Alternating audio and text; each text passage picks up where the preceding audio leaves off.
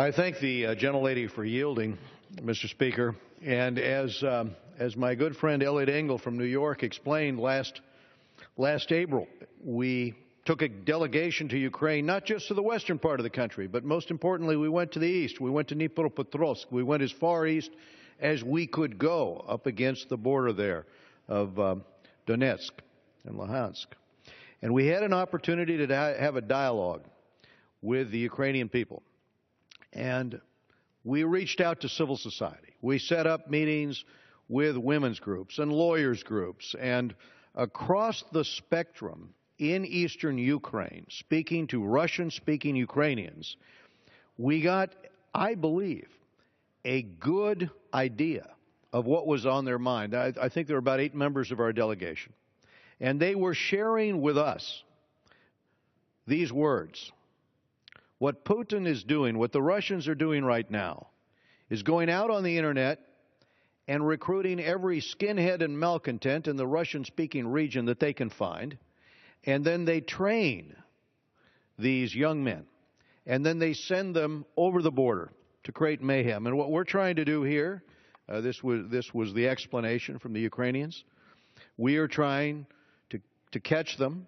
They speak a different accent than we do, so we can catch them. And we try to hold them until this war is over. But increasingly we find that what is happening is that the Russians are sending their own troops over.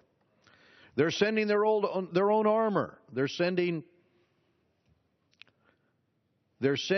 over military equipment that we cannot defend against. And what they said to us is, we're not asking you for your assistance in this fight. All we're asking is that we might have the defensive weapons to check this assault so that we can defend ourselves in this city. We need anti-tank weapons. And you and I know, by the way, Mr. Speaker, that when those tanks come, those are not going to be Ukrainian separatists driving those tanks. Those are going to be Russian tankers in those tanks. So this is what they're asking us for. And they've asked for month after month after month in order to set up a strategy that would cause the Russians to believe there was some kind of credible deterrence. But you know, instead, we now see that Russia may try to secure a land bridge to Crimea. In other words, this conflict might escalate because of additional Russian aggression. Or they might seize strategic ports along the Black Sea, additional ports. You've had 6,000 people so far that have lost their lives that I know of in the conflict from the reports I've read. You have a million Ukrainians that have been made refugees that have pulled west out of the area. And obviously, to date, the actions taken by the U.S. and our EU allies, including economic sanctions and aid and diplomatic isolation, all of the talk, none of that has checked Russian aggression, or I should say Putin's aggression here. And over the past year, he has clearly become bolder, even menacing NATO countries as he seeks to divide the alliance. Now, the Obama administration and our European allies have put hope in diplomatic and ceasefire arrangements, but frankly, that is not working. So we come back to the request. And this month, we met with the first Deputy Speaker of the Ukrainian Parliament, as Elliot Engel shared here today on the floor, who said that his country urgently needs anti-tank weapons such as the Javelin and radar to pinpoint enemy artillery fire that is coming into their towns, and communications equipment to overcome Russian jamming. That's the request. Ukrainian forces cannot match advanced equipment that Russia is pouring into eastern Ukraine. And there is no shortage of the will here on the part of the Ukrainians. We saw many volunteers in their local militia there in Dnipropetrovsk taking up their position. But what they have is a shortage of defensive weapons.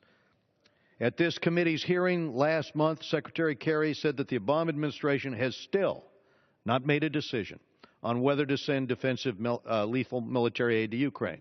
6 months, this is 6 months after President Poroshenko told us, as we sat here in this joint session of Congress to hear his remarks, that one cannot win the war with blankets. So, we're at a turning point. And one, I think I agree with Mr. Engel on this, it's one of historic importance. If we allow aggression against Ukraine to stand without us at least offering the Ukrainians the ability to defend themselves, we will signal to the world that our willingness to defend the post-World War II international order is crumbling. The semblance of rules the world has abided by will be severely weakened. The result could usher in an era of instability and conflict in many regions with consequences no one can predict. Or we can allow the Ukrainians to defend themselves. And that's what we do with this legislation. The Ukrainian people are asking for our help to stop Russia's efforts to sever their country. They are not asking us to do any of the fighting for them. They are only asking us for the defensive weapons that they need to defend themselves. And by passing this bipartisan resolution overwhelmingly, the House will send a strong message to the administration that it must act quickly and decisively if the U.S. is to help the Ukrainian people save their country. I reserve the balance of my time.